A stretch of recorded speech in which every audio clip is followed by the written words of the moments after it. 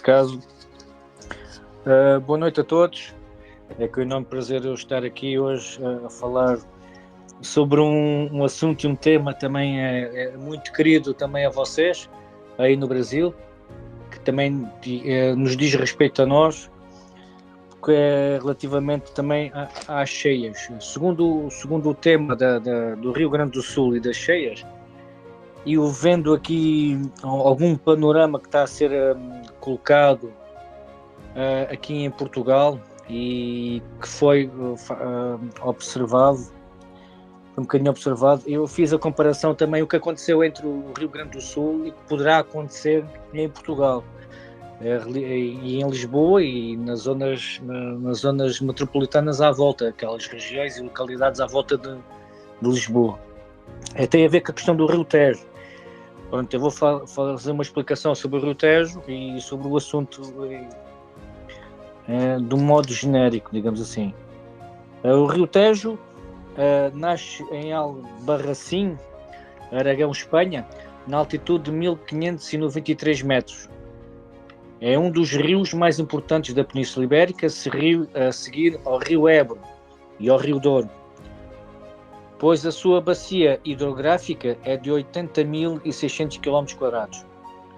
Possui o comprimento de 1.007 km desde a sua nascente até à foz, desaguando Toledo, no Oceano Atlântico, Aranjuez, formando o estuário em Lisboa.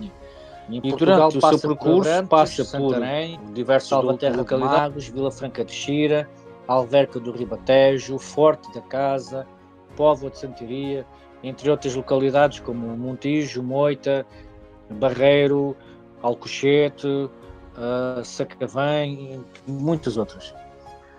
O que é certo é que existe uma grande quantidade de reservatórios de água que fazem com que consiga efetuar o controle do nível do rio, ou seja, para prevenir enchentes ou cheias ou qualquer tipo de anomalia que possa acontecer no rio, para não afetar as populações. Fazendo a prevenção de enchentes, para isso são utilizadas balsas ou represas, que são as duas formas que são utilizadas para fazer a contenção do rio e o armazenamento de água também. Sendo as balsas reservatórios que se encontram fora do curso do rio, utilizadas fora do curso do rio, enquanto as represas são edificações colocadas no curso do caudal do rio, que são as chamadas barragens. São edificações mais frequentes, são as construções que se utilizam mais frequentes para a contenção do rio. E o Rio Tejo comporta 9 represas em Espanha, que são Alcântara, Cedillo, Torrejón, Valdecañas, estas na província de Cáceres, e na província de Toledo temos as represas de Azután, Castrejón, e em Guadalajara temos as represas de Almaguer e de Bularque e Entrepenha, de Bularque e Entrepenha, que fazem um total de 6.062 hectolitros cúbicos de água, reservada na máxima da sua capacidade. Ou seja, isto é uma grande quantidade de água. Porquê? Porque um hectómetro cúbico são 100 metros de água, em comprimento, em largura e em altura, os cúbicos.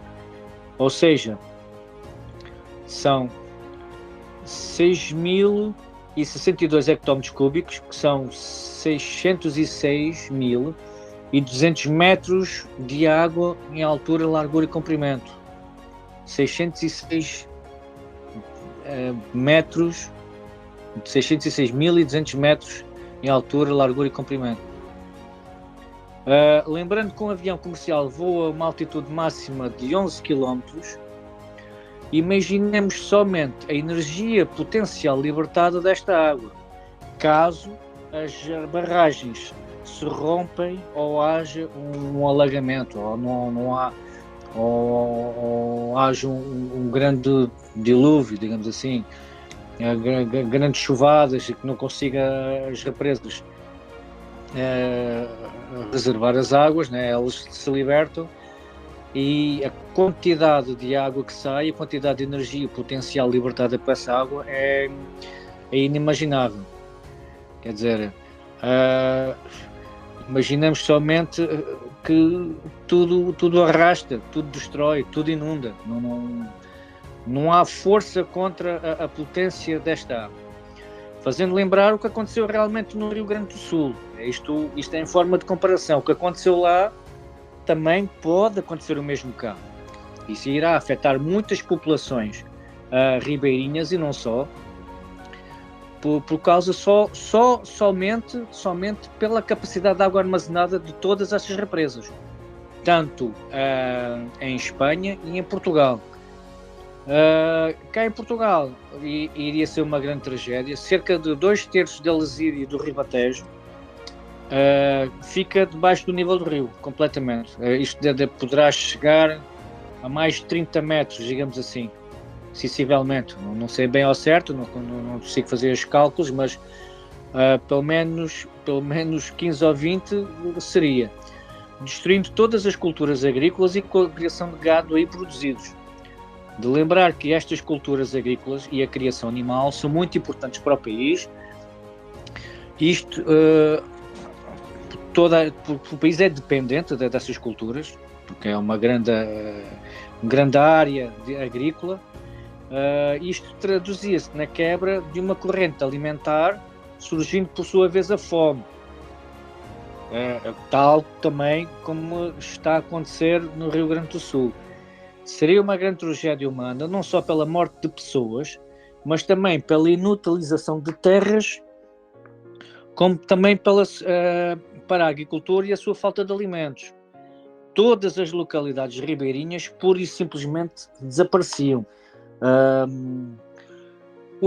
Isso afetou-me um bocadinho o que se passou no Rio Grande do Sul. Eu fiquei bastante afetado. Muitas pessoas não estão afetadas porque também o conhecimento não lhes chega. Existe uma grande censura que está a acontecer pelos meios de comunicação e pelas entidades governamentais, que a informação não passe. E eu, ao ver isto, eu pensei, olha, espera aí, há uma situação de uma barragem, comecei a pensar, há uma situação de uma barragem, há uma linha de água, há o Rio Tejo. O Rio Tejo é o rio que liga a Península Ibérica, liga Espanha e Portugal, porque nasce em Espanha, não é? Como eu já falei, nasce em Espanha, tem um percurso de 1100 km quase, e depois ele é muito represado, tem muitas represas. O seu caminho é muito fraturado, tudo para a reserva de água e também não só para a produção agrícola, não é? Mas também facultar água às populações e também para a energia elétrica, hidroelétrica. O que é certo é que fez-me lembrar essa situação e fiquei bastante preocupado. E estive a fazer também um estudo, não foi só eu, em conjunto também com outras pessoas, também tive auxílio de outras pessoas, que vejo que isto é perigoso, torna-se muito perigoso também, comparando as situações e fazendo também a mesma analogia. O que é certo é que existe uma grande quantidade de reservatórios que fazem com que se consiga efetuar o controle do ninho, fazendo o controle de enchentes e prevenção. Para isso,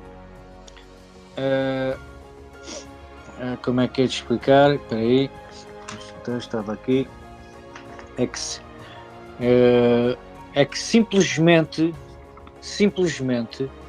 pelo menos, isto não são números exagerados, não são, 2 milhões de pessoas iriam desaparecer. 2 milhões. O desaparecer entre aspas, porque também está a acontecer o mesmo no Rio Grande do Sul, as pessoas desaparecem, ninguém sabe delas. Não só porque a cidade de Lisboa iria ser afetada, mas toda a área metropolitana que a circula. Todas aquelas zonas ribeirinhas que eu falei há bocado, até aqui o estuário do Tejo também tem áreas protegidas, Alcochete, Montijo, tudo começava a partir da barragem de Castelo de Bode, perto de Tomar. Castelo de Bode, perto de Tomar. E o que é certo é que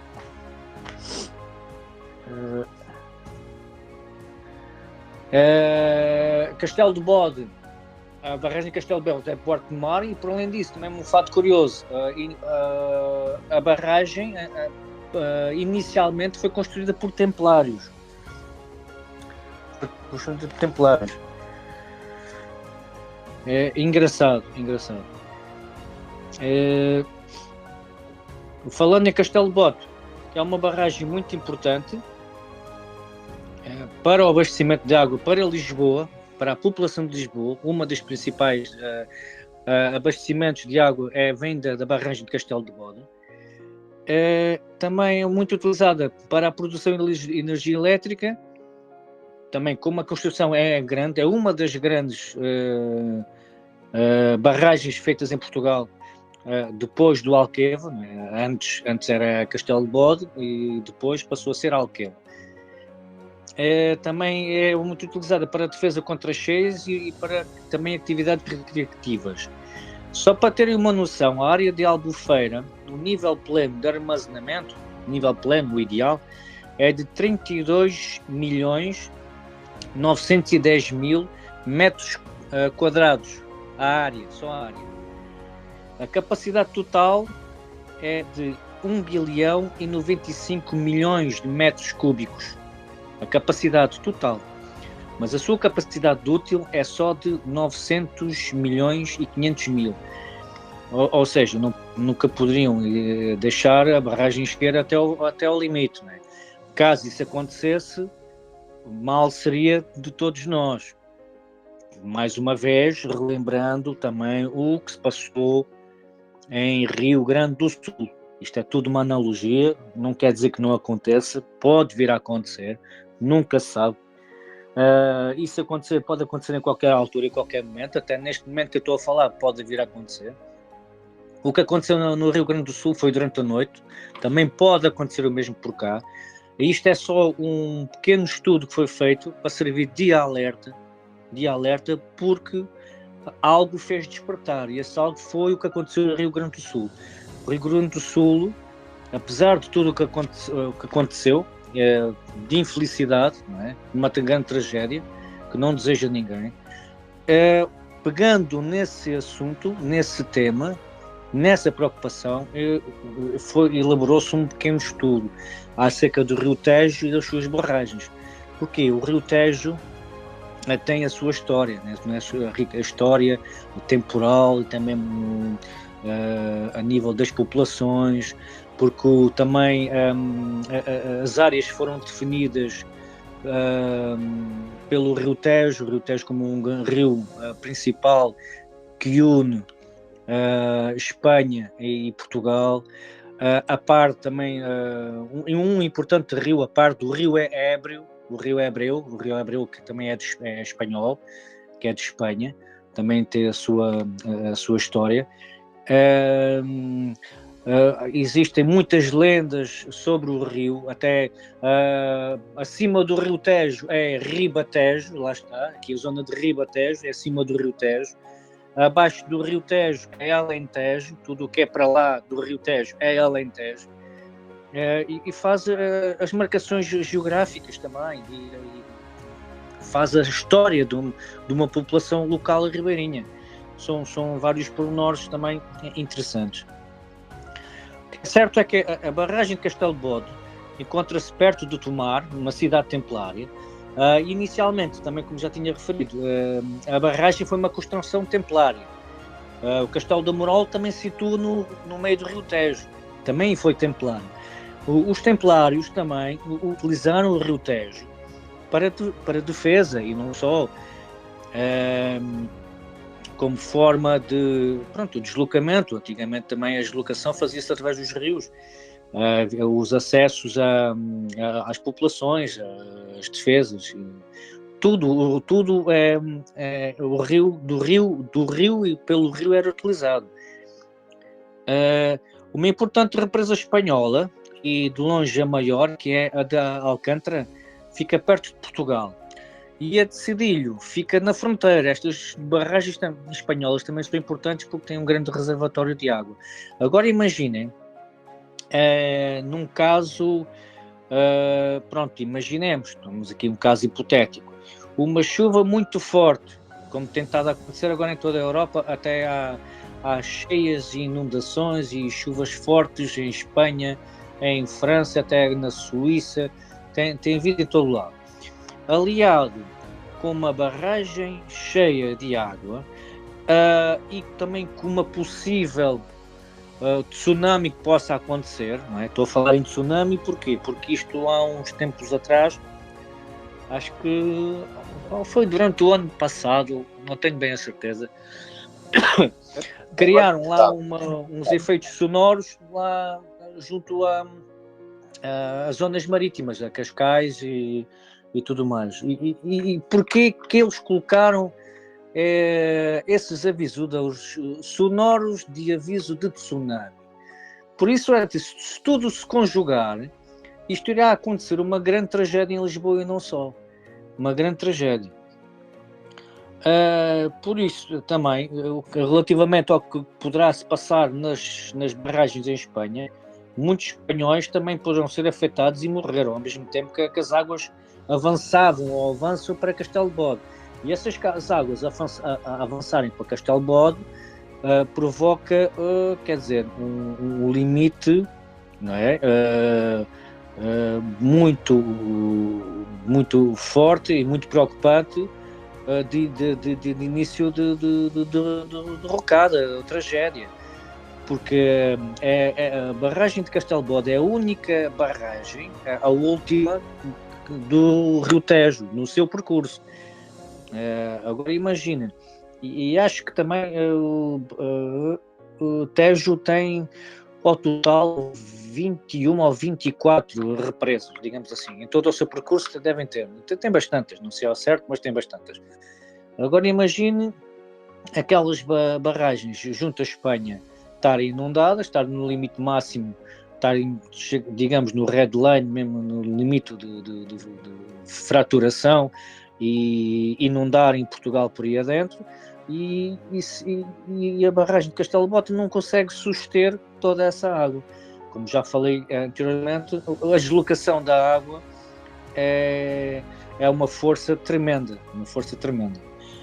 E ao mesmo tempo que tudo se conjuga, as chuvadas e o tsunami. Agora imagina, o tsunami, a água entra por ali adentro, por aí acima, e a água da barragem desce porque não tem, pronto, quer escoar.